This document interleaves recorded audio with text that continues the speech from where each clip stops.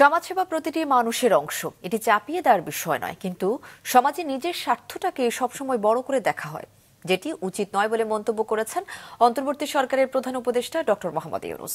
সকালে জাতীয় সংসদ ভবনের দক্ষিণ প্লাজার সমাজসেবা দিবসের উদ্বোধনী অনুষ্ঠানে তিনি একথা বলেন।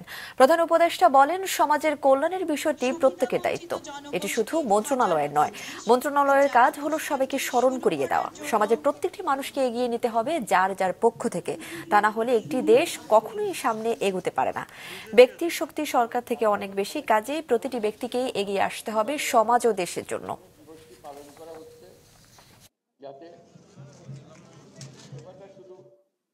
যে সমস্ত সমস্যা আমরা চারদিকে দেখি, মনে করি যে এটা আমার কাজ না, আমার কাজ হলো টাকা পয়সা রোজগার করা, ওই কাজটা সরকারের উপরে ছেড়ে দিয়ে ওরাই করবে।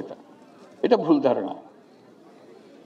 আমাদের যে শক্তি আছে, ব্যক্তির যে শক্তি আছে, সেই শক্তির কাছে সরকারের শক্তি নস্যি। আজকে আহ্বান জানানোর দিন, এই সমাজ সেবা দিবসে, যে আরেকটা অংশ আমাদের মধ্যে আছে, পরের জন্য সেবা, পরস্বার্থে কাজ করা, এটাকে জাগিয়ে তোলা।